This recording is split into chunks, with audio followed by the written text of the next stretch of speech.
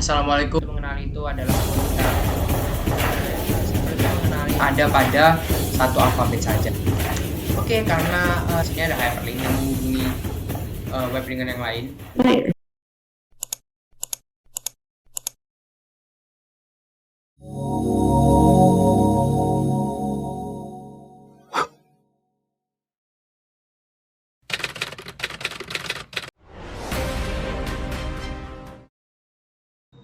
Assalamualaikum warahmatullahi wabarakatuh. Saya Nicholas Evasi Tanggang dengan NRP 5026231146 dari Departemen Sistem Informasi Institut Teknologi 10 November. Oke, di sini saya akan menjelaskan mengenai dasar internet yang akan memuat 4 hal, yaitu HTTP, HTML, Encryption and Public Keys, Cybersecurity and Crime, dan How Search Works. Oke ya. Oke, kita masuk yang pertama pada materi pertama yaitu HTTP dan HTML. Oke, sekarang ya kita semua sudah menggunakan internet. Kalau kita misalnya buka browser, itu ada URL, ada juga HTTP, ada HTML. Nah, sebenarnya HTTP, HTML itu apa sih? HTTP itu adalah bahasa yang digunakan suatu komputer untuk meminta dokumen pada dokumen lain melalui server. Nah, contohnya ini, ketika kita masukkan URL HTTPS, ini ya, contohnya ini linknya adalah HTTPS www.xml.com ke dalam browser. Nah, di situ nanti browser akan membuat koneksi HTTP ke server yang menghost situs web tersebut. Nah, HTTP ini akan bekerja dalam model permintaan dan respons, di mana klien biasanya browser membuat permintaan ke server untuk mendapatkan informasi tertentu dengan menuliskan perintah get slice, dan server akan memberikan respon dengan data yang diminta. Oke, ini ya cara kerjanya web server adalah ini adalah kita. Ketika kita meminta, misal kita minta untuk membuka web browser, nah kita akan pakai bahasa HTTP. Setelah itu ini ya, kita akan pakai bahasa HTTP. Kita minta nanti HTTP akan request ke servernya. Servernya akan memproses, lalu akan merespon dan memunculkan apa yang kita minta. Seperti itu. Ini ya, ini adalah HTTP. Di sini juga HTTP itu ada dua, HTTP sama HTTPS. Jadi yang HTTP itu adalah insecure connection, HTTPS itu yang koneksi yang sudah terenkripsi. Nanti yang tentang enkripsi akan kita bahas lebih lanjut. Oke, kita bahas dulu yang HTTPS. Nah, HTTPS itu fungsinya untuk apa sih? Fungsinya itu untuk menghindari terjadinya peretasan, maka situs web akan meminta web browser untuk berkomunikasi melalui media yang aman. Nah, media tersebut itu HTTPS ini ya, itu adalah Secure Socket Layers atau SSL, dan penggantinya yaitu Transport Layer Security atau TSL.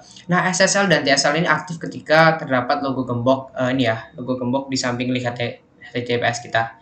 Ini ya logo gembok ini. Ini logo gembok. Oke.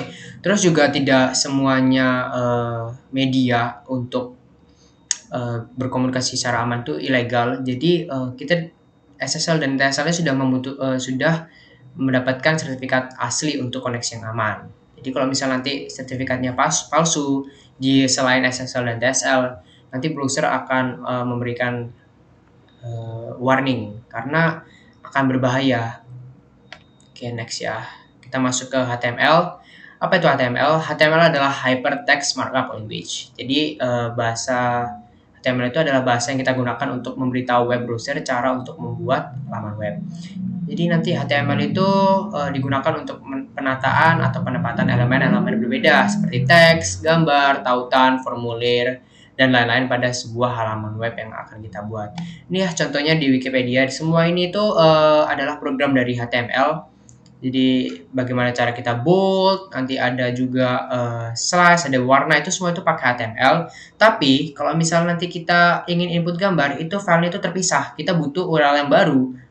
Jadi nanti browser akan mengirimkan permintaan HTTP baru pada server dengan perintah get slice seperti yang sudah dijelaskan sebelumnya. Oke, selanjutnya ada perintah post request. Jadi post request ini digunakan untuk mengirimkan data ke server untuk membuat sumber daya baru. Jadi yang sudah kita bahas itu adalah get slice, yang ini adalah post slice. Jadi data yang dikirimkan oleh metode post dikirimkan dalam bentuk permintaan HTTP, bukan dalam URL seperti metode get. Jadi perbedaannya get dengan post itu adalah kalau get itu dalam bentuk URL, kalau post itu dalam bentuk permintaan HTTP. Ini ya. Misal ini kita di search, kita minta search cat videos, nanti dia akan post search HTTP ini ya, terus dia akan search cat videos. Oke, contoh juga misal kita post requestnya ke Instagram ya, misal nanti browsernya akan membuat permintaan post menuju halaman login dari Instagram. Nanti postnya akan berisi ini, email dan serta sandi kita pada Instagram. Nanti permintaan akan dikirimkan menuju server dari Instagram dan memastikan akun itu adalah milik kita. Ketika server itu adalah milik kita, nanti kita akan masuk. Tapi kalau misalnya server itu bukan milik kita, kita tidak akan login. Nah, bagaimana cara server itu mengenali itu adalah akun kita? Nah, server itu mengenali akun kita itu dengan adanya cookie data yang akan disimpan dalam browser kita. Cookie data itu adalah hal yang digunakan website untuk mengingat siapa kita, yang biasanya berupa angka yang merupakan identitas kita. Ini ya, ada ID number ini adalah identitas kita. Oke, next di materi kedua mengenai the internet encryption and public keys. Oke, encryption and public keys. Jadi enkripsi dan public keys ini kita perlukan ya untuk apa? Biar data kita itu aman, dirahasiakan. Nah, jadi di enkripsi ini kita bisa merahasiakan nomor kartu kredit kita, informasi bank, sandi, email, dan masih banyak lagi. Nah, enkripsi definisinya adalah pengacakan atau pengubahan pesan untuk menyembunyikan teks aslinya. Ya, tadi fungsinya itu adalah untuk merahasiakan data pribadi kita.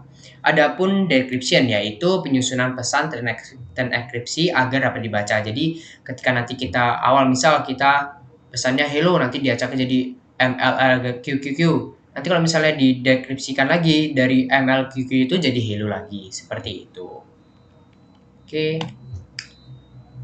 Nah, di enkripsi ini sejarahnya pertama dulu udah digunakan sama Caesar Cipher. Nah, Caesar Cipher itu adalah algoritma yang mengganti setiap huruf dalam pesan asli dengan huruf yang urutannya menurun dalam alfabet. Suatu nomor disebut kunci jika diketahui oleh pengirim dan penerima. Nah, kunci ini memungkinkan pembaca untuk membuka pesan rahasia. Nah, di sini maaf ini ketinggalan, ini ada plus 5-nya. Misal nih kita pakai kunci plus 5.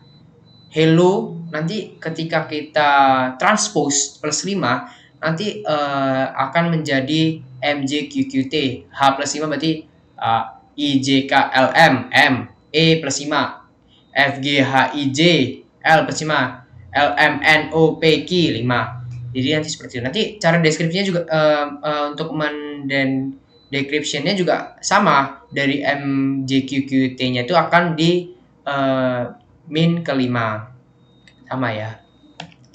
Oke, tapi Caesar Cipher ini ada kelemahannya. Nah, dalam alfabet Caesar Cipher itu hanya memiliki 26 kemungkinan kunci sehingga mudah untuk dipecahkan. Jadi nanti ketika orang-orang coba 26 kemungkinan itu karena kemungkinannya dikit, metode Caesar Cipher ini akan mudah untuk dipecahkan.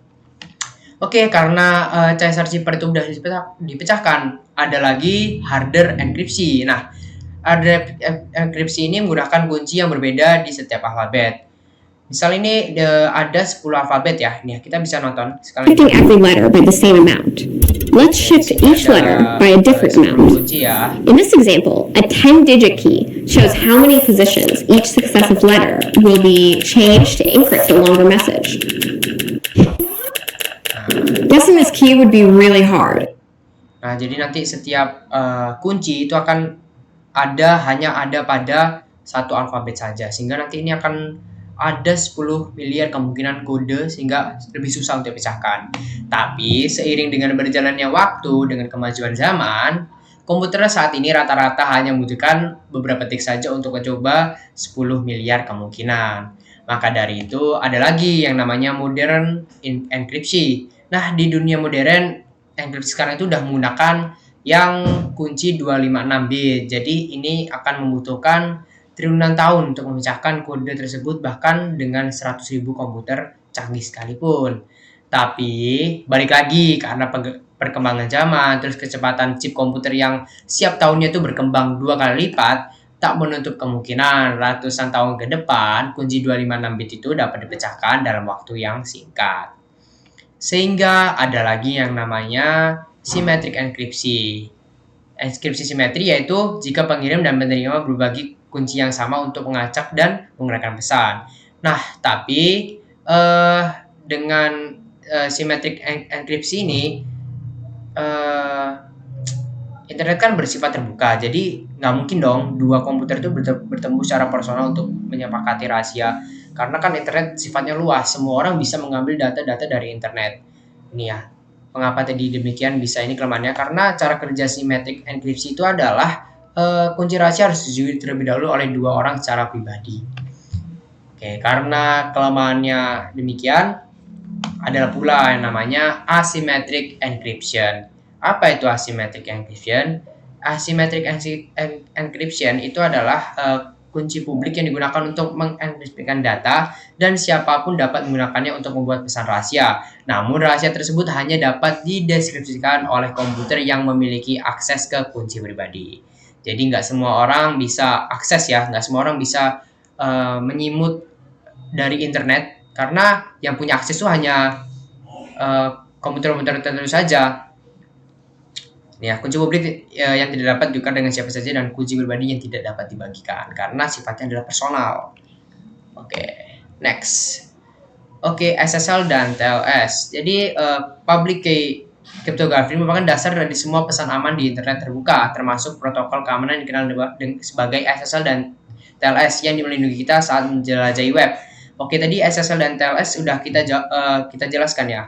Itu ada pada HTTPS. Jadi ini ya, SSL itu adalah sebuah media untuk menjaga agar situs web kita itu aman, tidak diambil oleh orang lain melalui internet. Tadi SSL itu adalah Secure Sockets Layer, TLS itu adalah Transport Layer Security.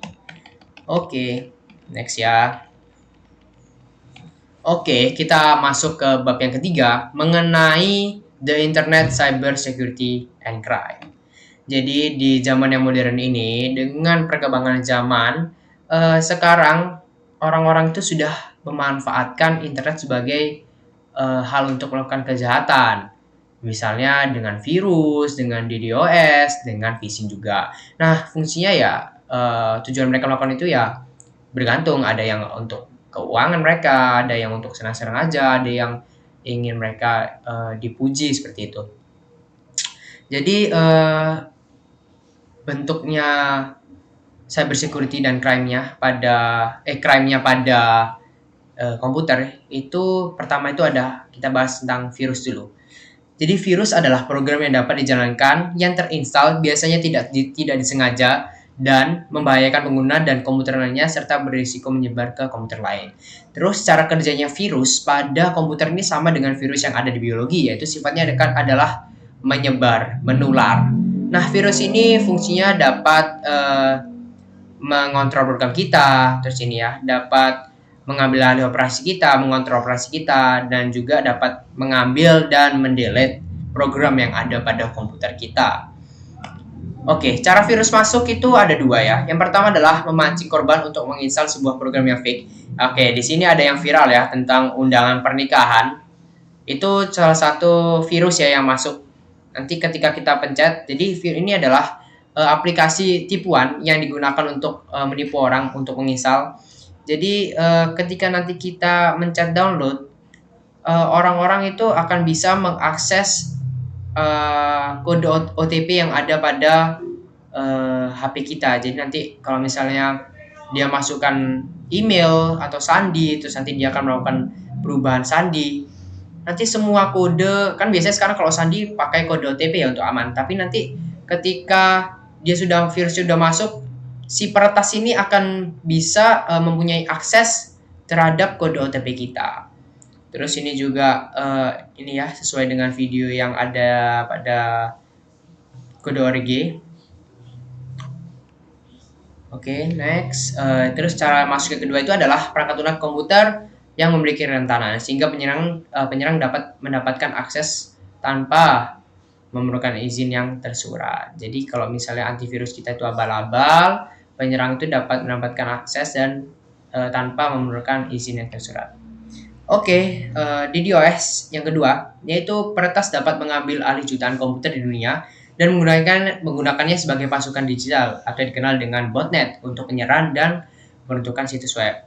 Nah, ini DDoS terjadi ketika peretas membanjiri situs web dengan terlalu banyak permintaan dan serangan terjadi dari banyak komputer sekaligus sehingga menyebabkan not responding.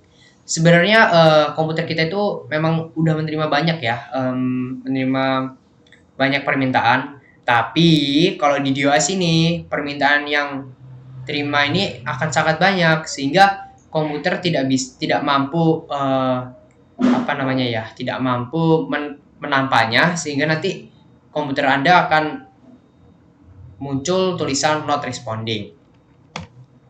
Next ya. Selanjutnya ada phishing. Phishing adalah trik dengan mengirimkan sejumlah besar surat spam dengan tujuan menipu orang untuk membagikan informasi pribadi secara sensitif. Nah, phishing ini biasanya terjadi atau terlihat pada surat yang tampak terpercaya, meminta kita untuk masukkan akun pada link yang diberikan. Ini ya, misal kita nanti ada di email kita muncul kiriman untuk klik link. Misal kita, selamat, Anda memenangkan uang 50 juta rupiah. Silahkan klik link di bawah ini untuk mengambil uang Anda. Nah, itu contoh phishing ya. Oke, nah ini ada informasi tambahan. Sebenarnya ketika komputer kita diretas, permasalahannya terbesarnya itu bukan ada pada rancangan keamanan, terus bug keamanan, tapi karena kesalahan manusia. Ya tadi itu ya, kita mencet link ini, lalu juga tadi kita mencet aplikasi bodong, seperti itu. Oke, nah bagaimana sih cara kita menghindari peretasan? Cara kita menghindari peretasan yang pertama adalah kita harus menggunakan password yang kuat. Yang kedua adalah kita harus cek authentic web address kita. Yang ketiga kita install sistem security update secara reguler ya. Terus jangan sekali-sekali menginstal software atau operating system yang tidak kita percaya. Oke, masuk ke materi yang terakhir mengenai bagaimana sih cara search itu bekerja. Oke, search itu bekerja dengan search engine. Nah, search engine itu sebenarnya tidak menjelajahi dengan real time karena ada ratusan website yang dibuat setiap menitnya. Jadi, search engine akan terus memindai web untuk mendapatkan informasi yang kita inginkan. Jadi, karena ada banyak ratusan web yang dibuat setiap menitnya, nah cara kerja search engine itu adalah apa? Caranya adalah dengan memindai web setiap waktu. Oke, sebelum masuk bagaimana cara search-nya bekerja, kita harus mengetahui dulu apa itu internet. Karena di sini kalau search kan pasti kita menggunakan internet. Jadi internet adalah web halaman-halaman yang terhubung satu dengan yang lain melalui hyperlink. Nah, dalam internet ini mesin pencari akan terus-menerus menjalankan program. Nah, program ini kita sebut sebagai spider yang akan melintasi halaman web untuk menemukan informasi tentang apa yang kita cari. Nah, setiap kali spider itu menemukan hyperlink, dia akan mengikutinya hingga ia akan mengunjungi setiap halaman yang ada pada internet. Ini ya contoh videonya. Here's how it works. The internet is a web of pages connected to each other by hyperlinks. Search engines are constantly running a program called a Nih ya, tadi ini yang garis-garis ini ada hyperlink yang menghubungi web dengan yang lain. spider Nah, ini ada that spider. crawls through these web pages to collect information about them. Each time it finds a hyperlink, it follows it until it has Dia akan visited mengikuti semua every page it can find on the lalu akan entire mengunjungi internet. semua web For browser yang each ada pada page the internet. spider visits, it records any information it might need for a search by adding it to a special database called a search index. Oke, setiap halaman yang dikunjungi spider akan mencatat informasi apapun yang akan kita perlukan untuk pencarian dengan menambahkan ke database khususnya disebut dengan search index. Nah, misal kita nih ya mencari tulisan how long does it take to travel Mars. Nah, di situ nanti search engine itu hanya mencari per kalimatnya saja. How itu ada berapa, long itu ada berapa, resultnya das ada berapa. Nah, search engine akan mendapatkan daftar jutaan halaman yang berisi kata-kata yang dicari. Ini ya tadi. Dan search engine bertugas untuk menentukan halaman mana yang terbaik untuk ditampilkan. Oke, selanjutnya karena ini terlalu ribet, ada yang namanya the ranking algorithm. Setiap search engine akan menggunakan algoritmanya sendiri untuk menentukan peringkat halaman berdasarkan apa yang diinginkan. Nah, karena tadi ini terlalu ribet, sekarang itu udah ada yang namanya Google algorithm. Jadi Google ini menemukan algoritma yang paling terkenal untuk memilih hasil pencarian yang paling relevan dengan memperhitungkan berapa banyak halaman web lain yang tertaut ke halaman tertentu. Nah, idenya adalah jika banyak situs web yang menganggap suatu halaman web menarik, mungkin itulah halaman yang kita cari. Jadi, semakin banyak web itu dikunjungi orang, mungkin web itu adalah yang kita ingin kunjungi juga seperti itu nanti. Terus search engine ini waktu-waktu akan terus berkembang untuk mengerucutkan hasil pencarian yang kita cari. Nanti kedepannya mungkin semakin detail kita cari, mungkin nanti yang keluar di web browser hanya beberapa sumber saja, karena nanti semakin berkembangnya search engine, hasil pencarian yang keluar itu akan semakin terkerucut. Nah, spam pada search. Jadi situs web dapat menghasilkan uang ketika terdapat pengunjung. Nah, hal ini tuh dimanfaatkan oleh oknum untuk mempermainkan algoritma penelusuran agar laman web selalu muncul paling atas. Cara gimana? Caranya dengan spam itu. Spamnya itu gimana? Jadi nanti dia akan pakai bot komputer lain untuk ya mengunjungi web-web itu terus. Jadi kita harus terus waspada terhadap halaman-halaman yang tidak dapat dipercaya. Jadi kalau misalnya nanti ada halaman web yang muncul paling atas, kita jangan mudah untuk percaya dulu. Kita cari dulu sumber yang paling terpercaya. Seperti itu. Oke, machine learning ya. Jadi untuk memahami kata-kata yang lebih baik, terciptalah machine learning, yaitu jenis AI atau Enterprise Intelligence yang memungkinkan search algorithm itu untuk mencari tidak hanya huruf atau kata-kata satu persatu, tapi juga memahami makna yang mendasari kata-kata tersebut. Nah, contoh AI-nya itu apa tadi? Ya sudah kita gunakan ya. Sekarang itu ada ChatGPT, ada uh, Bard nggak salah ya, yang dari Google, ada juga Perplexity itu contohnya. Jadi mereka bisa memahami apa yang kita inginkan.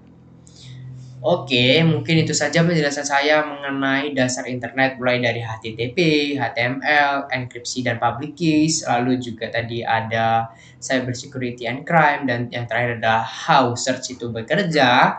Apabila ada kesalahan kata atau kurang kejelasan saya dalam menjelaskan video, saya mohon maaf sebesar-besarnya. Saya mohon maaf, saya pamit undur diri. Assalamualaikum warahmatullahi wabarakatuh. Ini dia untuk sumber video rangkuman video yang sudah saya buat. Terima kasih.